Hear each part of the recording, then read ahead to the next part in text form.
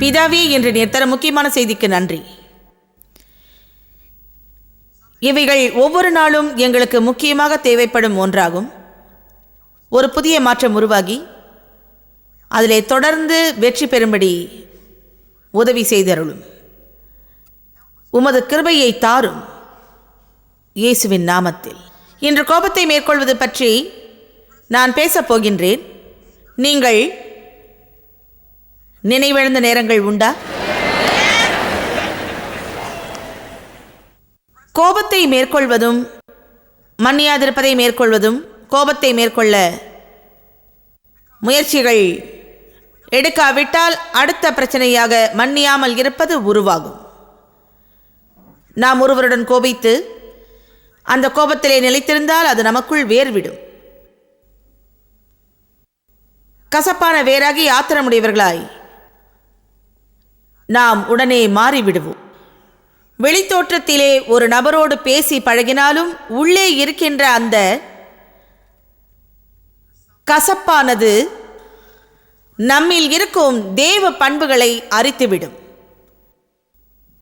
நாம் கோபம் கொண்டாலும் அதில் நிலைத்திருக்க கூடாது என்று வேதாகமும் நமக்கு மிக தெளிவாக கூறுகின்றது. ஒவ்வொரு விசுவாசியும் குற்ற உணர்வில் இருந்தும் மன்னியாமல் இருப்பதில் இருந்தும் விடுபட்டு சுத்தமாயிருக்க வேண்டும் என்று வேதாகமும் திட்டவட்டமாக மிக தெளிவுமாக கூறுகின்றது. ஒவ்வொருவருக்கும் இந்த பிரசங்கம் தேவை. இந்த காரியத்தில் ஒவ்வொருவரும் சோதிக்கப்படுகிறோம். தேவனை நேசிக்கிற அநேக மக்கள் அற்புதத்திற்காகவும் விடுதலைக்காகவும் தங்களுக்குள் தேவன் கிரியை செய்ய வேண்டும் என வந்திருப்பவர்களை பார்க்க ஆச்சரியமாக இருக்கிறது. புதியதாக அல்ல, நெடுநாளாக உள்ள கோபத்தோடே நீங்கள் வந்திருக்கக்கூடும். அந்த கோபம் ஒருவரை பற்றியோ அல்லது ஒரு காரியத்தை பற்றியதாகவோ இருக்கலாம். நீங்கள் சொல்லலாம், இதை மேற்கொள்ள முயற்சித்திருக்கிறேன், ஆனால் முடியவில்லை. முடியும். நம்மால் முடியாததை நம் தேவன் செய்ய சொல்லவில்லை. அவர் மன்னித்துவிடு என்று சொல்வாரானால் நம்மால் மன்னிக்க முடியும். கோபம் அடையாதே என்று சொல்வாரானால் நாம் கோபம் அடையாமல் இருக்க வழி உண்டு. பாஸ்டர் டான் கிளவர்ஸும் நானும் தேவும் ஷர்னும் நேற்று பேசிக் கொண்டிருந்தோம். ஏனென்றால் உள் மனதின் உண்மையான பிரச்சனையை பற்றி அறிய நான் விரும்பினேன். கடந்த காலத்தில் வாழ்ந்த கோபத்தை மேற்கொள்வதையும் தேவன் நமக்கு வைத்திருக்கிற எதிர்காலத்தை அனுபவிப்பது பற்றியும் பேசப் போகிறேன். கசப்பையும் கோபத்தை மேற்கொள்வதை பற்றியும் பேசப் போகிறேன். ஆனால் இதை தெளிவாக பேசிக்கொள்ள வேண்டும். எப்படி என்று செய்யுங்கள் என்று சொல்வது ஒரு காரியமானால் நாம் செய்ய சொல்வதை எப்படி செய்வது என்பதை பற்றி பேசுவது மற்றொரு காரியமாகும். சில காரியங்களை டான் பகிர்ந்து கொண்டார். எனக்குள்ளாக சில காரியங்கள் இருந்த போதிலும் சமீப காலமாக அவைகளை பற்றி சிந்தித்துக் கொண்டிருக்கிறேன். டான் சொன்னார், கர்த்தர் சொன்ன காரியங்களில் ஒன்று எனக்குள்ளேயே நான் உண்மையாக இருக்க வேண்டும். அதாவது சில காரியங்களை பற்றி ஏன் எப்பொழுது என்று உணரும் பொழுது அப்படி இருக்க சொன்னார். சில வாரங்களுக்கு முன் ஒரு நாள் காலையில் எழுந்திருக்கும் போது மிகவும் சோர்வான மனநிலையில் இருந்தேன்.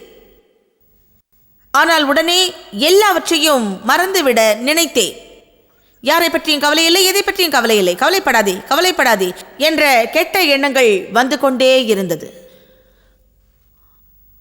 அவர் சொன்னார், அவர் தன்னைத்தானே கேட்டுக்கொண்டாராம், தேவன் போதித்ததை செய்ய ஆரம்பித்த போது இதற்கு பின் என்னதான் இருக்கிறது என்று. இன்று நான் சொல்வதை நீங்கள் கொஞ்சமாவது புரிந்து கொள்ள வேண்டும். அநேகந்தரம் மேல்மட்டத்தை மட்டும் நாம் கையாளுகிறோம். ஆனால் மேல்மட்டத்திற்கு ஊட்டம் கொடுக்கிற காரியங்கள் அடிமட்டத்தில் இருந்துதான் வருகிறது. அதாவது மேல்மட்டத்தின் காரியங்களை சீர் செய்ய முயற்சிக்கும் பொழுது விரும்பத்தகாத உணர்வுகள் வெளியே வரும் விதம் வேறு விதமாக தோன்றினாலும் உண்மையில் அதுவும் அதே வேரில் இருந்து வருகிறது. அழுகிய வேரில் இருந்து அழுகிய கனிகள் தான் கிடைக்கும். வெவ்வேறு நேரங்களில் இந்த உதாரணத்தை நான் கூறியிருக்கிறேன். உங்களுக்கு இந்த அனுபவம் நேரிட்டு இருக்கும். ஃப்ரிட்ஜை திறந்து பார்க்கும்போது நினைப்பீர்கள், அப்பாடி இது என்ன இப்படி நாறுது. சிலர் ஆம் என்று ஆமோதிக்கலாம், என்னுடைய வாழ்க்கையும் நாறுகிறது என்று அவர்கள் சொல்லலாம். அந்த ஃப்ரிட்ஜில் எதை வைத்தீர்களோ அப்படியே உங்கள் வாழ்க்கையிலும் செய்து கொண்டிருக்கிறீர்கள். ஒவ்வொன்றாக ஆராய்ந்து பார்த்து எங்கிருந்து நாற்றம் வருகிறது என்று கண்டுபிடிக்க வேண்டும். வேறு எப்படி செய்தாலும் உங்களுக்கு திருப்தி அளிக்காது. ஏனென்றால் நாற்றத்தை கட்டுப்படுத்தும் வாசனையை தெளித்தாலும் பிரயோஜனமே இருக்காது. நம் வாழ்க்கையிலும் தேவையான வாசனையை தெளித்திருக்கிறோம்.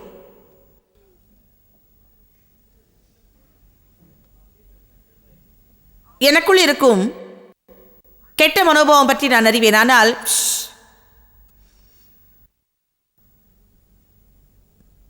மீண்டும் என்னை சரி செய்ய வேண்டும். இல்லை, உங்களையே கேட்டுக்கொள்ள வேண்டும். இதெல்லாம் எதற்காக என்று. எதற்கு என்று சொல்லுகிறேன். அவைகள் என்னை பைத்தியமாக்கிற்று. இதற்கு நீ என்ன செய்ய வேண்டும் தெரியுமா? கோபத்தை அடக்க வேண்டும். நீ என்னை பைத்தியமாக்கினாய் என்பதற்கு பதில் நான் இவ்வளவு சீக்கிரம் பைத்தியமாகிறேனே என்று கேட்க வேண்டும். ஒருவர் சிறிய அறிவுரையை கூறும்போது கூட உடனே நான் ஏன் இவ்வளவு பாதுகாப்பு இல்லாதவராக இருக்கிறேன் என்று வெடிக்கின்றேன். இதை நிறுத்துவதற்கு நான் என்ன செய்ய வேண்டும் என்று கேட்கக்கூடும். ஆண்டவரே, இந்த காரியத்தில் ஈடுபட்டு செயல்பட ஒருவேளை நீங்கள் விட்டுவிட வேண்டும், அல்லது அன்பற்ற மிருகத்தனமாக நடந்து கொள்கிற மக்கள் நடுவில் சமாதானத்தோடு வாழ வழிகளை கண்டுபிடிக்க வேண்டும். உணர்வுகளை காயப்படுத்துகிற நபரை விட்டு விலகினாலும் சாத்தான் மீண்டும் 3 பேரையும், அடுத்த நாள் 2 பேரையும், அடுத்து 10 பேரையும் அனுப்புவான். நாம் நம்மை களங்கம் பண்ணுகிற நபரை நீக்குவதை விட நம்மை நாம் மாற்ற வேண்டும். ஆரவாரமிட்டு என் சத்தம் கேட்காதபடி செய்யாது.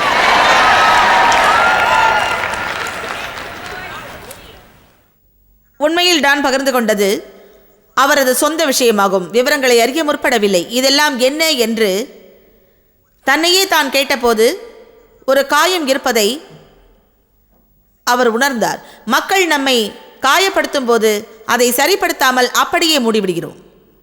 நான் சொல்ல விரும்புவது, அப்படியே அடைத்து அடைத்து வைக்காதீர்கள்.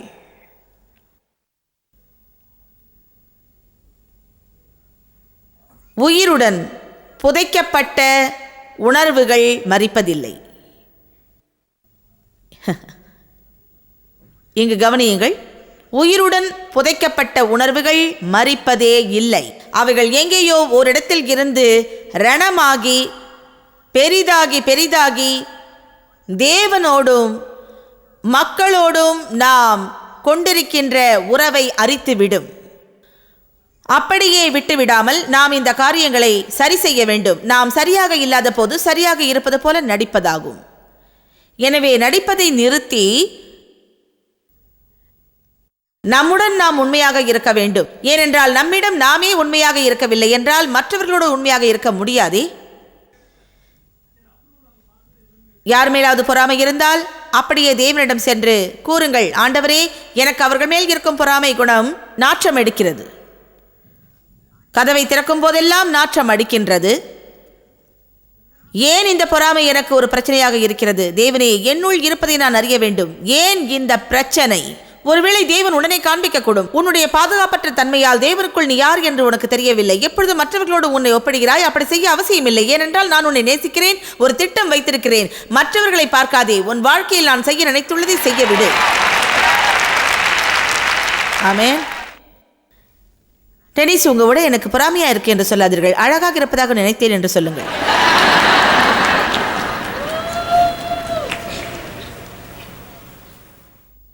நம் உள் உணர்வுகளை அடக்கி நேர்மையாய் இருக்க முற்படுவோம்.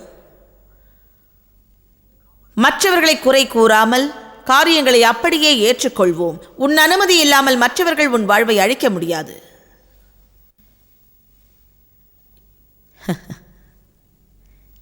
இதை சற்று அமைதியாக பார்ப்போம். உங்கள் உத்தரவில்லாமல் மற்றவர்கள் உங்கள் வாழ்வை அழிக்க முடியாது.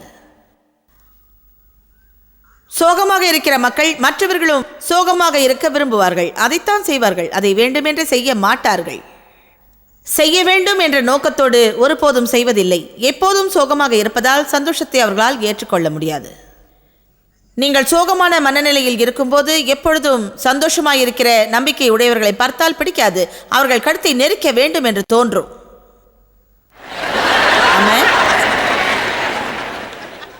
ஹalleluya. என் அருமையான நிர்வாக உதவியாளர் கலகலப்பான தோற்றமுடையவர். அவர் எங்களுடன் பிரயாணம் செய்பவர். எங்களின் அறைக்கு காலை 7 மணிக்கெல்லாம் வந்து நாங்கள் பிரசங்கிக்க ஆயத்தமாக காஃபி போட்டு எனக்கும் தேவுக்கும் சிற்றுண்டிக்கு உதவி செய்து மேலும் சில விவரங்களை தந்து உதவி செய்வார். நான் எழுந்திருக்கும் போது அவரை போல கலகலவென்று இருக்க மாட்டேன், அமைதியாக இருப்பேன். 3 கூட்டங்களை முடித்து கடைசி கூட்டத்திற்கு ஆயத்தமாகும் போது சிறிதாவது உற்சாகமாக இருக்க முயற்சிக்கிறேன். எனவே காலையில் எழுந்திருக்கும் போது இதை செயல்படுத்துகிறேன். அவள் காலையில் கதவை தட்டும்போது நான் கதவை திறக்கின்றேன். அதற்காகவே அவள் கதவை தட்டியதும் நான் திறந்ததும் அவள் கேட்கிறாள், என்ன காலையிலே உற்சாகமா இருக்கீங்க? அவள் என்னை மிகைப்படுத்தி பேசினாள். நீ எப்படி இருக்கிறாய் என்று நான் அவளிடம் கேட்கும்போது அவள் உடனே, மிக அருமை, அதிசயம், எப்படி இருக்கிறீர்கள்?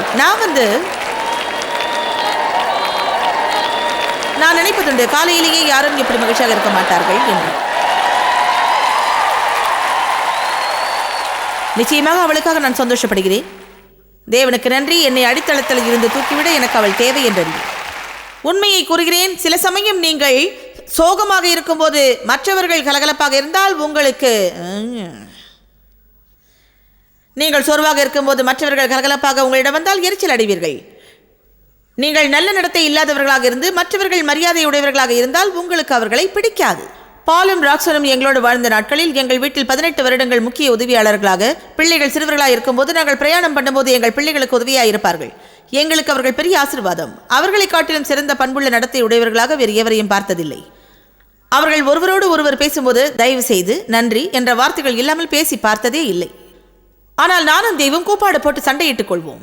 எங்கள் வீட்டிற்கு ஒரு குடும்பம் குடி வந்த போது உண்மையை சொல்லுகிறேன், அவர்களுக்கும் சொல்லி இருக்கிறேன், அவர்களுடைய நடத்தை என்னை மிகவும் எரிச்சல் படுத்தியது. நான் கோபம் அடைவேன். நீங்கள் உண்மையா இருப்பதில்லை, எனக்கு நீங்கள் தயவு செய்து சிறிது குடிக்க தண்ணீர் கொடுக்கிறீர்களா? நன்றி அன்புக்குரியவர்களே என்பார்கள். நானோ தண்ணீர் கொடு என்பேன். தேவனுக்கு நன்றி.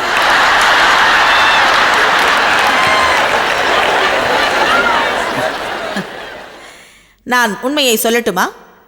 எந்த நேரத்திலும் எந்த பகுதியிலும் மற்றவர்கள் நம்மை விட சிறப்பாக செயல்பட்டால்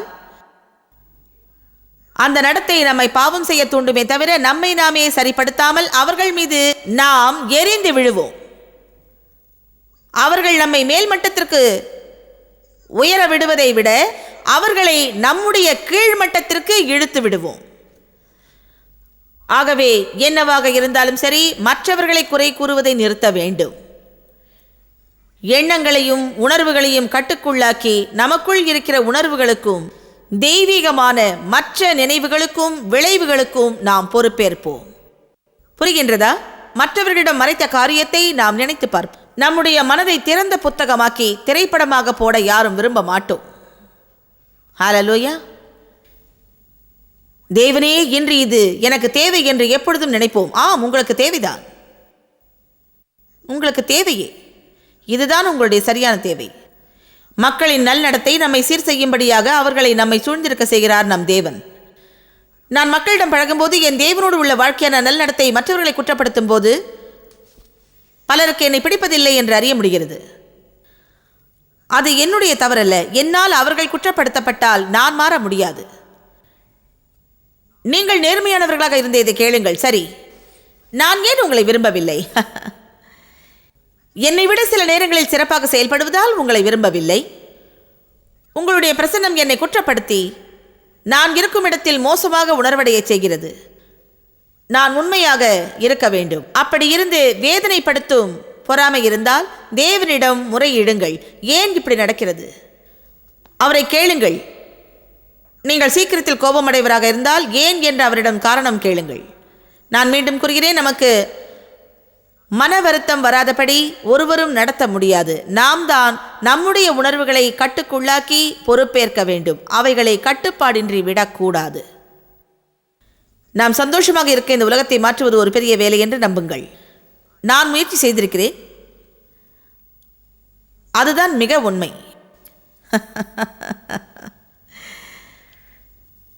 நம்முடைய பிரச்சனைகள் நம்மை தோற்கடிப்பது கிடையாது. நாம் செய்யும் பிரதியுத்தரம் தான் நம்மை தோற்கடிக்கும்.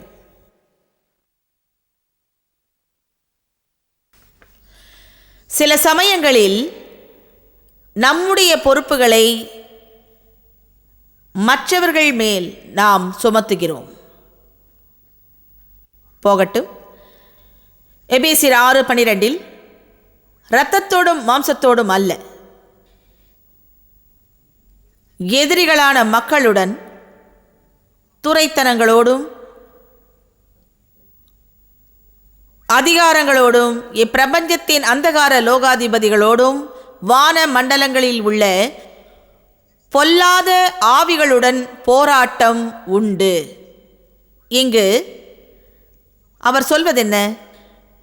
நம்முடைய பிரச்சனை மக்கள் அல்ல, பிசாசுதான். இப்பொழுது மக்கள் ஏதாவது பொறுப்பெடுக்கிறார்களா? நிச்சயமாக அல்ல. நாம் எல்லோரும் உயர்ந்து வளர்ந்து பிசாசு நம்மை மேற்கொள்ள விடக்கூடாது. எதிரி எப்போதும் பலவீனமான இணைப்புக்கு பார்க்கிறான். உங்களில் அநேகருக்கு தெரியும், நீங்கள் எழுந்திருந்து சொல்லலாம் உங்களின் வாழ்க்கையில் பலவீனமான இணைப்பு எவர் என்று. பிசாசு உங்களை மேற்கொள்ள நினைக்கும் போது அந்த பலவீனத்தின் மூலமாக உங்களை தொடுவான். ஹல்லேலூயா. ஆமா, மக்களுக்கு பொறுப்புண்டு, அவர்கள் மாறுவது அவசியம். நீங்கள் இப்பொழுது இருக்கிற நிலையில் இருந்து உங்களுடைய முந்தைய நிலையை நினைத்து பாருங்கள். சில பேருக்கு முன்பிருந்த நிலைமை எரிச்சலை கொடுக்கும். எரிச்சலை மேற்கொள்ள எடுக்கும் பொறுப்பில் அவர்கள் என்னை எரிச்சல் படுத்துகிறார்கள் என்ற உண்மை என்னை தளர விடாது. உங்களை உணர்வடைய செய்கிறேனா? மறுபடியும் கூறப்போகிறேன், அநேகந்தரம் இதை நிறுத்தி விடுகிறோம். ஏனென்றால் உங்கள் தவறுகளை பார்த்தாலும் நான் மன வருத்தம் கொள்வதில்லை.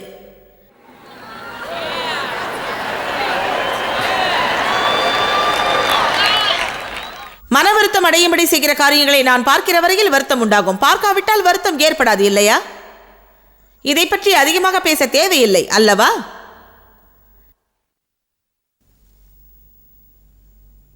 சில சமயங்களில் கொஞ்சம் பக்தியாக இருக்கும் போதே பிரச்சனைகள் எதனால் வந்தது என்று நான் நினைப்பதை சொல்ல விரும்புகிறேன். இப்பொழுது நான் ஆவிக்குரிய முதிர்ச்சியை பெற்றிருப்பதால் மற்றவர்களுடைய பலவீனங்களையும் தவறுகளையும் உணர முடிகிறது. ஹல்லேலூயா. நீங்கள் வேண்டுமென்றே செய்கிறீர்கள் என்று உணர்ந்தால் வீணான மனஸ்தாபம் உண்டாகும். இது எல்லாம் நாம் நினைப்பதை பொறுத்தது. இவையெல்லாம் நாம் அறியும் சக்தி. அநேக மக்கள் தங்களுடைய அறிவு சக்தியினால் குழப்பம் அடைகிறார்கள். அதாவது, என்னுடைய கடந்த கால காயங்களினால் ஒரு அறையில் இருக்கும்போது மக்கள் நான் அங்கிருப்பதையே பார்க்காமல் கவனிக்கவில்லை என்றால் உடனே அவர்கள் என்னை புறக்கணித்ததாக நான் எண்ணுவேன். நான் நினைக்கின்ற மாதிரி அவர்கள் என்னை நடத்தவில்லையானால் அவர்களை கடிந்து கொண்டு எரிச்சல் அடைவேன். உண்மையில் தேவனே என்னை அவர்களிடமிருந்து மறைத்திருக்கலாமே. ஏனென்றால் மக்கள் என்னை நான் விரும்புகிற மாதிரி நடத்தவில்லை என்றால் எனக்குள்ளே நடப்பதை வெளியே கொண்டு வருகிறார். வேகமாக பேசுகிறேனா?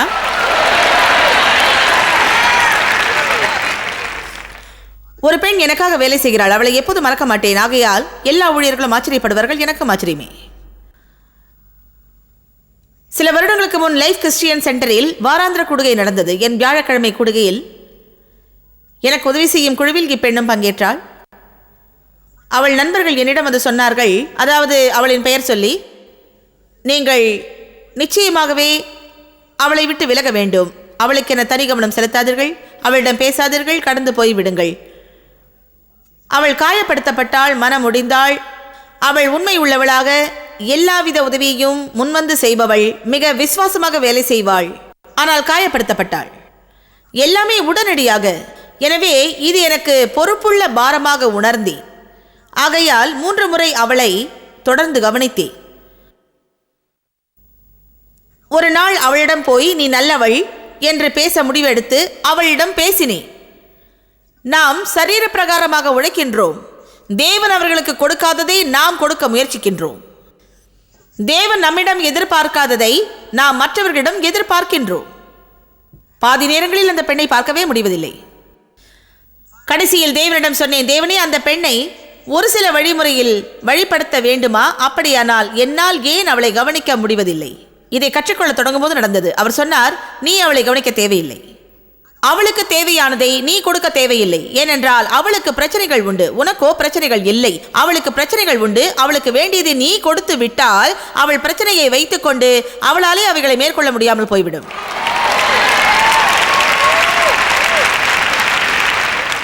ஆமென்.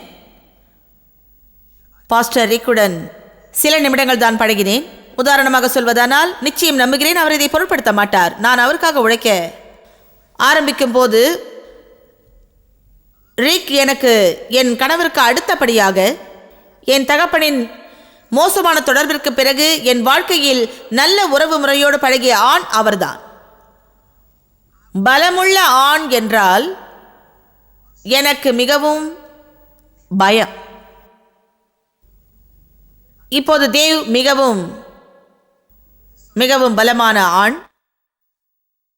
ஆனால் தேவுக்கும் வித்தியாசமான தனித்தன்மை உண்டு. அவரின் ஆழ்தன்மை தீவிரமானது அல்ல.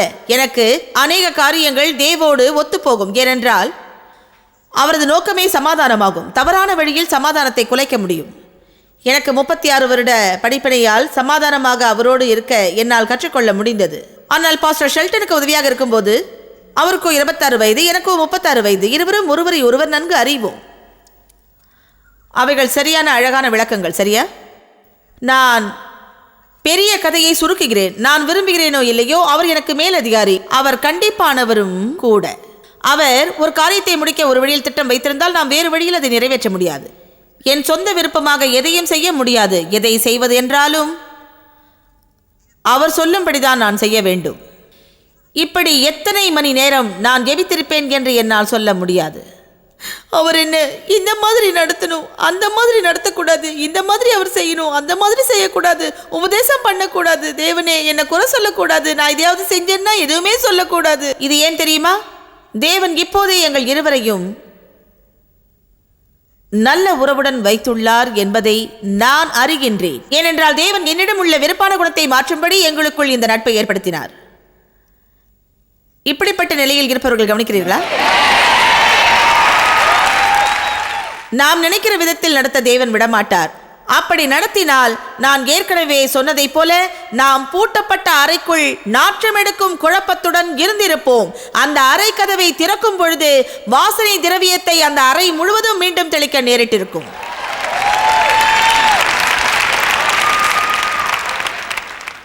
நான் நினைத்ததை பெற்றுக்கொள்ள முடியாமல் அப்படியே குளிர் சாதனத்தில் வைக்கப்பட்டது போன்றாகிவிடும். கடைசியாக சொல்கிறேன், நான் என் வாழ்க்கையில் முன்னேறியதற்கு மூல காரணம் உண்டு. அது ஒவ்வொருவருக்கும் ஒரு விதத்தில் வழிகாட்டுகிறது. அவர் மனைவிக்கோ வேறு விதத்தில் வழிகாட்டுகிறது, என் கணவருக்கோ ஒரு வித வழியை காட்டுகிறது, நண்பர்களின் உறவு முறைக்கு ஒரு விதமான வழியை காட்டுகிறது. எல்லோரும் தனித்தன்மை உடையவர்கள். அதை மாற்ற நாம் முயற்சிக்க கூடாது. நம்முடைய சொந்த உணர்ச்சிகளுக்கும் உணர்வுகளுக்கும் நாமே பொறுப்பு என்பதை உணர்ந்து நாம் செயல்பட வேண்டும்.